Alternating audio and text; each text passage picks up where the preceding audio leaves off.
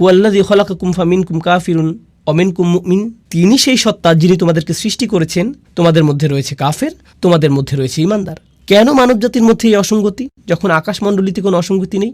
কিন্তু এই সূরাটি অন্যগুলো থেকে আলাদা। এই সূরাতে যখনই আল্লাহ বর্ণনা করেছেন আকাশ এবং পৃথিবী এবং তারা তাই করে যা তাদের করা উচিত, এরপর তিনি উল্লেখ করেছেন রাসূল সাল্লাল্লাহু আলাইহি ওয়াসাল্লামের।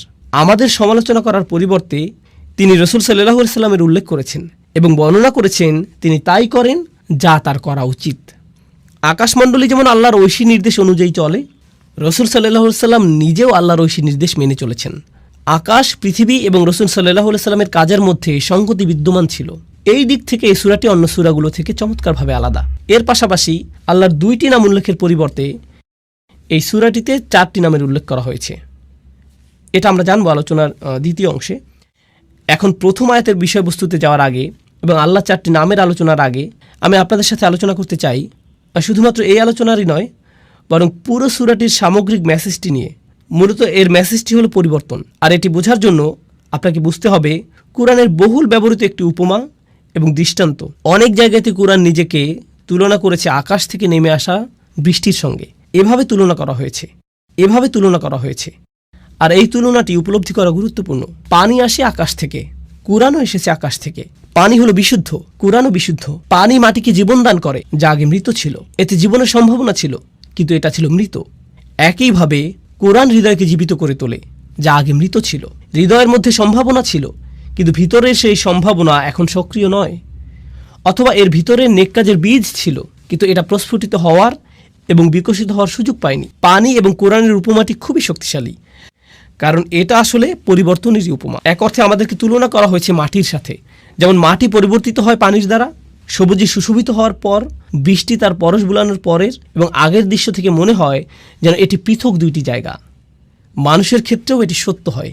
যখন ওহির পরশ জীবনকে ছুঁয়ে যায়, মানুষের ক্ষেত্রেও এটি সত্য হয় যখন ওহির পরশ জীবনকে ছুঁয়ে যায়।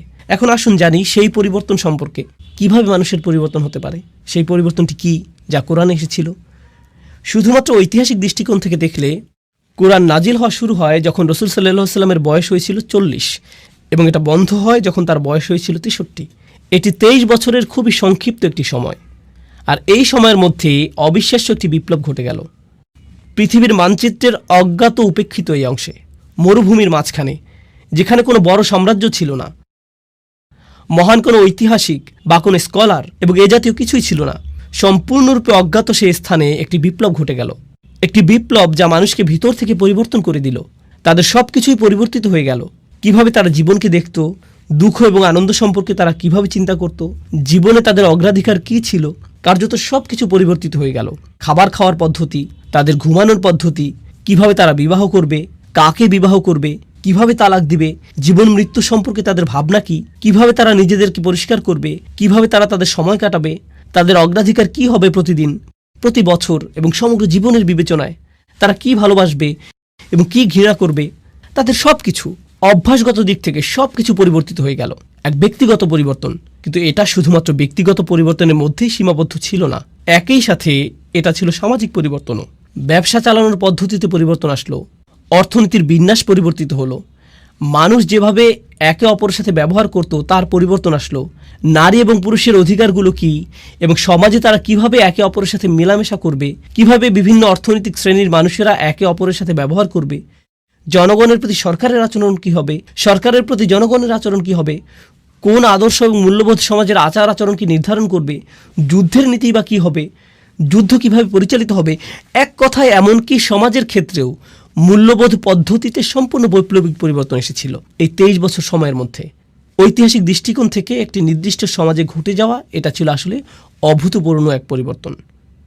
উপরন্তু আপনি যদি এই বিষয়টি চিন্তা করেন, এই মানুষগুলোর ছিল হাজার বছরের পুরনো ঐতিহ্য এবং সংস্কৃতি। আর যখন মানুষ শত শত বছর ধরে একটি ঐতিহ্য অনুসরণ করে আসে, তখন তারা এটাতে খুবই অভ্যস্ত হয়ে যায়। পরিবর্তন করা সহজ কোনো কাজ নয়, কিন্তু কিছু একটা ঘটে গেছে এই সময়ের মধ্যে যা তাদেরকে এমনভাবে পরিবর্তন করেছে যার সাথে মানব ইতিহাসের অন্য কোনো পরিবর্তনের তুলনাই হয় না। আর শুধু তাই না, শুধুমাত্র বিশ্ব মানচিত্রের ছোট সেই অংশ পরিবর্তন হয়েই থেমে থাকেনি, বরং এর ফলশ্রুতিতে মাত্র কয়েক বছরের মধ্যেই পৃথিবীর মানচিত্র পরিবর্তিত হয়ে গিয়েছে চিরদিনের জন্য। সেই 23 বছরে যা ঘটে গেছে তার জন্যই আপনি এবং আমরা অনেকেই আজ মুসলিম। এটা একটা অবিশ্বাস্য ধরনের পরিবর্তন, যা পৃথিবীকে পরিবর্তিত করে চলছে আজকের দিন পর্যন্ত। এটা শুরু হয়েছিল তখন, আর এর প্রভাব এখনও চলমান। ইতিহাসবিদদের দৃষ্টিকোণ থেকে একে দেখতে পারেন, রাষ্ট্রবিজ্ঞানের দৃষ্টিকোণ থেকে, সমাজবিজ্ঞানের দৃষ্টিকোণ থেকে, অর্থনীতিবিদের দৃষ্টিকোণ থেকে। তারা এই পরিবর্তনকে পর্যবেক্ষণ করতে পারে এবং পরিমাপ করতে পারে এবং দেখতে পারে কিভাবে মানচিত্র পরিবর্তিত হয়েছে, কিভাবে রাজনীতি পরিবর্তিত হয়েছে, কিভাবে ইসলাম বিস্তার লাভ করেছে। সবচেয়ে অবিশ্বাস্য যে পরিবর্তন ঘটেছিল তা ছিল একটি পরিবর্তন, আর তা হলো মানুষের হৃদয়ের মধ্যকার পরিবর্তন। মানুষের ভিতরে কিছু একটা পরিবর্তিত হয়েছিল। আপনি হয়তো বলবেন বাইরের কথা, যে পৃথিবী দেখতে কতই না সবুজ। কোরআন বলছে ভেতরে সেই বীজটির কথা, যা সেই পরিবর্তন ঘটিয়েছিল। এটি সকল পরিবর্তনের মূল, আর এটাই আমরা বোঝার চেষ্টা করছি এই আলোচনায়। এই ছিল সূরাটির ভূমিকা এবং এই বিষয়ে আমার কিছু মন্তব্য। এখন আমি আরও 3টি বিষয় আপনাদের সাথে আলোচনা করব। আবারও সংক্ষেপে সেগুলো বর্ণনা করছি। প্রথমত আপনাদের সাথে আলোচনা করব প্রথম আয়াতে উল্লেখিত আল্লাহর 4টি নাম নিয়ে। তারপর আপনাদের সাথে আলোচনা করব দ্বিতীয় আয়াতে উল্লেখিত রাসূল সাল্লাল্লাহু আলাইহি ওয়াসাল্লামকে যে 4টি কাজ দেওয়া হয়েছিল তা নিয়ে। আর তৃতীয়ত আমরা এই সবগুলোকে একসাথে নিয়ে আসব এবং বোঝার চেষ্টা করব কিভাবে আমরা আমাদের নিজেদেরকে পরিবর্তিত করতে পারবো। তো আসুন প্রথম আয়াতটি দিয়ে শুরু করা যাক। বিসমিল্লাহির রহমানির রহিম। ইউসাব্বিহু লিল্লাহি মা ফিস সামাওয়াতি ওয়া মা ফিল আরদিল মালিকিল কুদ্দুসিল আজিজিল হাকিম। আমি আপনাদের জন্য সরল অনুবাদ করছি। আকাশ এবং পৃথিবীর সব কিছু আল্লাহর পারফেকশন ঘোষণা করছে এবং তারা এটা করে যাবে। তিনি রাজা, পবিত্র, কর্তৃত্বের অধিকারী, বিজ্ঞ। এটা সরল অনুবাদ, যার মধ্যে আমি মনোযোগ দিব আল্লাহর এই 4টি নামের উপর। তারপর আমরা এগুলো নিয়ে কিছুটা বিস্তারিত আলোচনা করব। আরও একবার সরল অনুবাদ করি। আকাশের সব কিছু এবং পৃথিবীর সব কিছু ঘোষণা করে এবং ঘোষণা করতে থাকবে আল্লাহর পারফেকশন, যিনি রাজা, পবিত্র, কর্তৃত্বের অধিকারী, বিজ্ঞ। রাজা, পবিত্র, কর্তৃত্বের অধিকারী, বিজ্ঞ। তো আসুন এখন এই নামগুলোর প্রত্যেকটি নিয়ে কিছুটা আলোচনা করা যাক। আর আমি যেটা দিয়ে শুরু করতে চাই, এই বিষয়ে ইমাম ফখরুদ্দিন আল রাজির একটা পর্যবেক্ষণ দিয়ে, যিনি আল্লাহর এই 4টি নাম নিয়ে একসাথে চিন্তা করেছেন। আর তার মতে যে জিনিসটা এই 4টি নামকে একসাথে যুক্ত করেছে তা হলো প্রত্যেকটি নামই এর নিজস্ব ভঙ্গিতে আপনাকে আল্লাহর আরও কাছে নিয়ে যাবে। প্রত্যেকটি নামই আপনাকে আল্লাহর প্রতি আকৃষ্ট করে এবং আপনাকে আল্লাহর সান্নিধ্যে রেখে দেয়। ফখরুদ্দিন আল রাজি এটা বর্ণনা করেছেন। আমি তার ব্যাখ্যা থেকে কিছু উদ্ধৃতি উল্লেখ করছি। আল্লাহর গুণবাচক নাম রাজা বিষয়ে আমি তার ব্যাখ্যা দিয়ে শুরু করছি। أن العظيم لا ينصرف عن مجلس من كان عنده إلا عند انفضاد مجلسه أو إذانه بانصرافهم। যখন আপনি মহিমান্বিত কারো সান্নিধ্যে থাকেন, এই ক্ষেত্রে একজন রাজার সান্নিধ্য, এটা অশোভনীয় যে আপনি সেখান থেকে হঠাৎ করে বের হয়ে আসবেন। আপনাকে রাজকীয় সান্নিধ্যের সম্মান দেওয়া হয়েছে। আপনি আমন্ত্রিত হয়েছেন কোনো প্রাসাদে। তখন আপনি কোনো রেস্টুরেন্ট বা ট্রেন স্টেশন অথবা সিনেমা হলে বসে নেই যে আপনি উঠে চলে আসলেন। যেহেতু আপনি একজন রাজার সান্নিধ্যে রয়েছেন, আপনাকে যথাযথ শিষ্টাচার এবং নিয়মকানুন মেনে চলতে হবে। আমার নিজের এই বিষয়ে কিছুটা অভিজ্ঞতা আছে। আমার সুযোগ হয়েছে কয়েকজন প্রেসিডেন্ট এবং কয়েকটি দেশের রাজপরিবারের সদস্যদের সাথে সাক্ষাৎ করার। আপনি তাদের সাথে সাক্ষাৎ করার আগে সবসময় একটা প্রোটোকল টিম থাকে। তারা বলে দেয় এভাবে আপনি প্রেসিডেন্টের সাথে দেখা করবেন, এভাবে আপনি রাজাকে সম্ভাষণ জানাবেন, এখানে আপনি বসবেন, প্রথমে এটা করবেন, তারপর সেটা করবেন। কথোপকথনের মাঝখানে আপনি ফোন হাতে নিয়ে এভাবে কথা বলতে পারবেন না। এক্সকিউজ মি, রাজা আমাকে একটা ফোন রিসিভ করতে হবে না, এটা সম্ভব না। আল রাজি যা বোঝাতে চাচ্ছেন তা হলো আপনি হতবাক হয়ে যান এই ভেবে যে আপনি আল্লাহর রাজকীয় সান্নিধ্যে আছেন এবং আপনি সেই মহিমান্বিত সান্নিধ্য থেকে দূরে চলে আসতে বিব্রত এবং লজ্জিত বোধ করবেন। আপনি এতটা সম্মানিত বোধ করছেন যে সেখানে আপনি পৌঁছাতে পেরেছেন। কেন আপনি চাইবেন সেই নৈকট্য ছেড়ে আসতে? আপনার মন চাইবে না সেই নৈকট্য ত্যাগ করতে। তো আল্লাহর এই প্রথম নামটি আপনাকে সেই রাজকীয় নৈকট্যের প্রতি আকৃষ্ট করে এবং সেখানে থাকতে অনুপ্রাণিত করে। আল্লাহর দ্বিতীয় নামটি আল কুদ্দুস, যার সরল অনুবাদ আমি করেছি পবিত্র। আল রাজি এ বিষয়ে বলছেন আল মুনাজ্জাহু আনিন নুকস ওয়া হুয়া ইউরগাবু ফি হাদরাতিহি। এটা বোঝায় এমন ব্যক্তিকে যিনি সকল ত্রুটি থেকে মুক্ত। আর যেহেতু সেই ব্যক্তি ত্রুটি থেকে মুক্ত, সে হয় পরিশুদ্ধ, খাঁটি চরিত্রের অধিকারী। সবাই এই ধরনের সত্তার সান্নিধ্য কামনা করে। আরও সহজ করে বলছি, মানুষ বিশুদ্ধ চরিত্র পছন্দ করে। আমরা এ ধরনের মানুষ ভালোবাসি যারা তাদের কথায়, তাদের আচরণে, তাদের ব্যবহারে পরিশুদ্ধ, তাদের উদারতা পরিশুদ্ধ, তাদের পরামর্শ পরিশুদ্ধ, তাদের একনিষ্ঠতা পরিশুদ্ধ। আপনি এই ধরনের মানুষের দিকে আকৃষ্ট হন।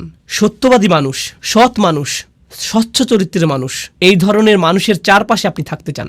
মানবজাতি স্বভাবগতভাবেই সত্যবাদিতা, পরিচ্ছন্নতা এবং বিশুদ্ধ চরিত্রের দিকে আকৃষ্ট হয়। বাহ্যিক দিক থেকেও আপনি যদি কোনো দূষিত এলাকায় বসবাস করেন, যেখানে রয়েছে ধুলাবালি, এবং এ জাতীয় জিনিস মানুষ সেটা থেকে কোথায় চলে আসতে চায়? প্রাকৃতিক পরিবেশে, যেখানে তারা তাজা হাওয়ার শ্বাস নিতে পারবে, যেখানে তারা বিশুদ্ধ পানি পান করতে পারবে। বিশুদ্ধতা এমন একটা বিষয় যা মানুষকে যেমন আকৃষ্ট করে মানসিক দৃষ্টিকোণ থেকে, শারীরিক দিক থেকেও আমরা বিশুদ্ধতা এবং পরিচ্ছন্নতার প্রতি আকৃষ্ট হই। আমরা ময়লা অপরিচ্ছন্নতা থেকে দূরে থাকতে চাই। এটা মানব প্রবৃত্তি যা আল্লাহ আমাদের মধ্যে দিয়েছেন। তো আপনি যখন আল্লাহর পরিচয় পান, চূড়ান্ত পবিত্র পরিশুদ্ধ সত্তা হিসেবে তার সান্নিধ্য আপনাকে পরিশুদ্ধ করতে থাকে, তখন আপনি আপনার ভিতরে পরিবর্তন লক্ষ্য করেন। আর এই অবস্থায় আপনি সেই সান্নিধ্য ত্যাগ করতে চান না। তো এই পর্যন্ত বলেছি আল্লাহর দুইটি নাম, দ্রুত রিভিশন দিচ্ছি। রাজা, এটি ছিল প্রথম নাম, এবং পবিত্র, এটি ছিল দ্বিতীয় নাম। আল্লাহর তৃতীয় নামটি হলো কর্তৃত্বের অধিকারী, আল আজিজ। يعتز الملتفون حوله فمفارقتهم حضرته تفريط في العزة. আমি নামগুলোকে সহজ রাখার চেষ্টা করছি যাতে আপনারা শব্দগুলো মনে রাখতে পারেন। নামগুলো হলো রাজা, পবিত্র, কর্তৃত্বের অধিকারী, বিজ্ঞ। এখন আমরা কর্তৃত্বের অধিকারী নামটিতে আছি। তো আসুন আরবি ভাষা অনুযায়ী আল আজিজ শব্দটি নিয়ে কিছুটা আলোচনা করি। এর মধ্যে আসলে দুইটি অর্থ অন্তর্ভুক্ত।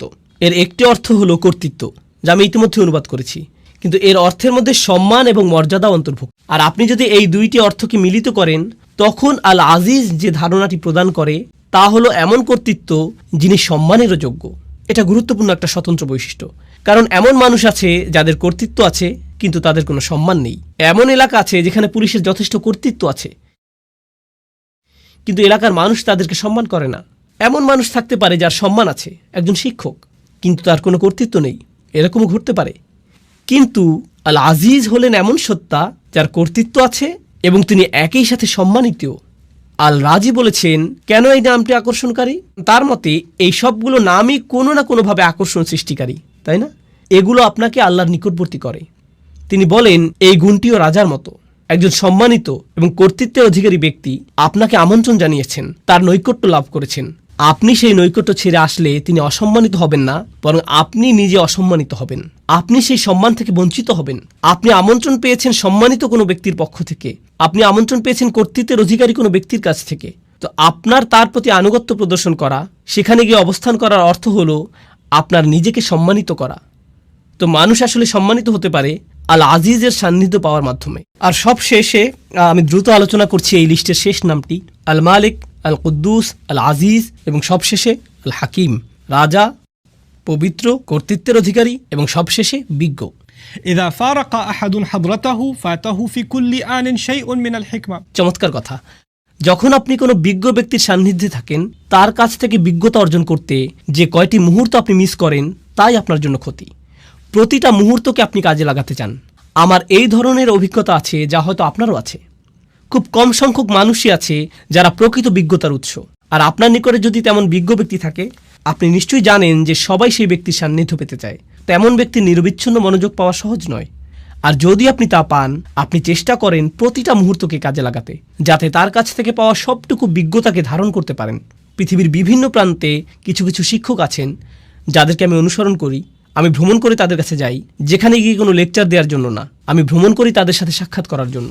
আর যদি তারা আমাকে 1 ঘন্টা সময় দেন, যদি 20 মিনিটও দেন, তার জন্য আমি কৃতজ্ঞ। কারণ আমার জন্য সেই 20 মিনিট বেশি মূল্যবান আমি নিজে 5-6 ঘন্টা অধ্যয়ন করার চেয়ে।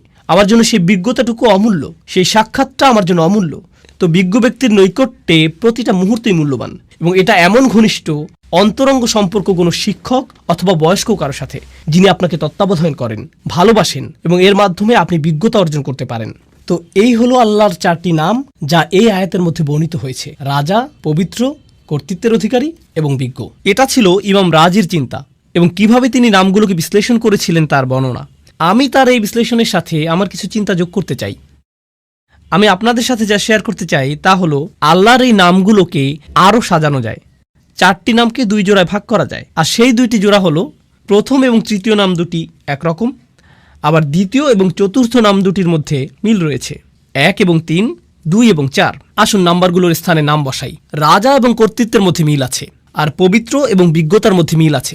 তো আসুন এই সম্পর্কে আলোচনা করি। আপনারা অনেকেই হয়তো বুঝতে পারছেন রাজা এবং কর্তৃত্বের মধ্যে মিল কী থাকতে পারে। একজন রাজাই কর্তৃত্বের অধিকারী, আর একজন আদর্শ রাজা সম্মানিত। এই 2টি নামের মধ্যে আরও অনেক মিল আছে। তারা উভয় দাবি করে আনুগত্যের, তাদের উভয়কেই সম্মান করতে হয়, তাদের আদেশ পালন করতে হয়, আপনাকে স্বীকার করতে হবে তাদের অবস্থান উপরে এখানে, আর আপনি নিচে এখানে। একজন রাজার অবস্থানও অন্য সবার ঊর্ধ্বে। তিনি রাজা আর আপনি একজন প্রজা। আপনার অবস্থান নিচে এখানে। আল্লাহর এই নামগুলো আমার উপর তার কি প্রভাব ফেলে? আমার উপর তাদের প্রভাব হলো তারা আমাকে আল্লাহর প্রতি অনুগত বানায়, বাধ্যগত বানায়, আল্লাহর সামনে বিনয়ী বানায়। তারা আমাকে আল্লাহর ভয়ে ভীত বানায়। তারা আমাকে আতঙ্কিত করে। তারা আমাকে আল্লাহর শক্তিমত্তা এবং মহত্বের স্মরণে অভিভূত বানায় এবং আমার ক্ষুদ্রতা প্রকাশ করে। এটাই এই নামগুলো প্রকাশ করে। কোন দুইটি নাম? আল মালিক এবং আল আজিজ। এগুলো আল্লাহর মহত্ব প্রকাশ করে এবং এর ফলে আমি হয়ে যাই ক্ষুদ্র এবং তুচ্ছ। আমি হয়ে যাই দাস।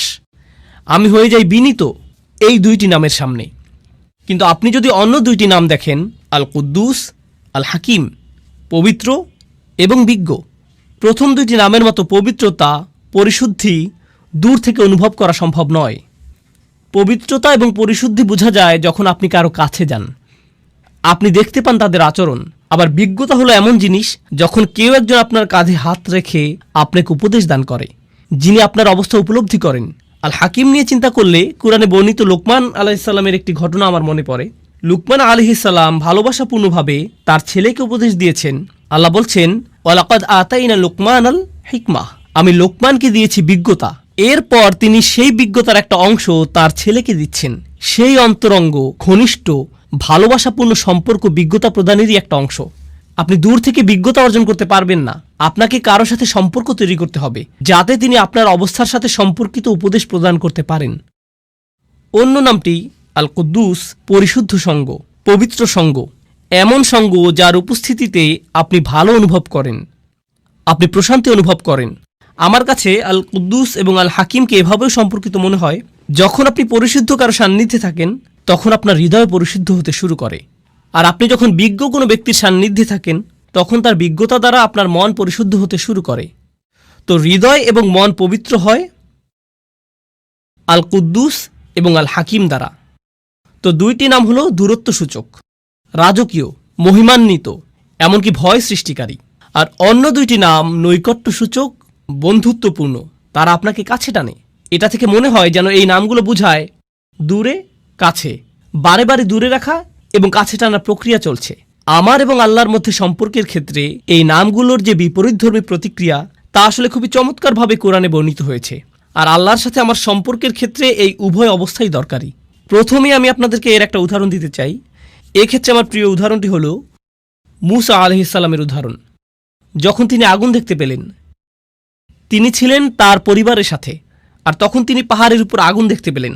তিনি তার পরিবারকে বললেন, তোমরা এখানে থাকো, আমি আগুন দেখতে পেয়েছি, সম্ভবত আমরা সেখান থেকে পথ চলার নির্দেশনা পাব। তিনি বুঝতেই পারেননি যে উপরে গিয়ে তিনি আল্লাহর সাথে কথা বলবেন। যখন তিনি সেখানে গেলেন তখন প্রথম অনুভূতি কি ছিল? আল্লাহ বলেছেন, ইয়া মূসা ইন্নী আনা রব্বুক ফাখলা'আন আলাইক। মূসা, নিঃসন্দেহে আমি তোমার প্রভু, অতএব জুতা খুলে প্রবেশ করো। ইন্নাকা বিল ওয়াদিল মুকাদ্দাসি তুয়া, নিঃসন্দেহে তুমি পবিত্র তুয়া উপত্যকায় আছো। তিনি ভয় পেয়ে গেলেন। আল্লাহ মূসা আলাইহিস সালামের উপর তার প্রভুত্বকে প্রতিষ্ঠিত করলেন। তিনি একজন দাস মাত্র, জুতা খুলে ফেলো, যথাযথ সম্মান প্রদর্শন করো। এটা একটা ভয় সৃষ্টিকারী সম্পর্ক। পরেই আল্লাহ কি বললেন? ওয়া আনা উখতারতুকা ফাসতামি' লিমা ইউহা, এবং আমি তোমাকে মনোনীত করেছি, আমি তোমাকে বাছাই করে নিয়েছি, তোমার উপরে যা নাজিল করা হচ্ছে তা মনোযোগ দিয়ে শোনো। অর্থাৎ আল্লাহ বলছেন, আমি তোমার মধ্যে সম্ভাবনা দেখেছি, এজন্যই তোমাকে মনোনীত করেছি। এখন তিনি মূসা আলাইহিস সালামকে স্বাভাবিক করতে চাইছেন। ইন্নানি আনাল্লাহ লা ইলাহা ইল্লা আনা ফা'বুদনি, নিঃসন্দেহে আমি আল্লাহ, আমি ছাড়া ইবাদতের যোগ্য আর কেউ নেই, আমার দাসত্ব করো। এটা আবার প্রভুত্ব এবং দাসত্ব ভয় সৃষ্টিকারী সম্পর্ক। আর এর ঠিক পরেই নৈকট্য সূচক সম্পর্ক। ওয়াকিমিস সালাতা লিযিকরি, নামাজ কায়েম করো যাতে আমাকে স্মরণ করতে পারো।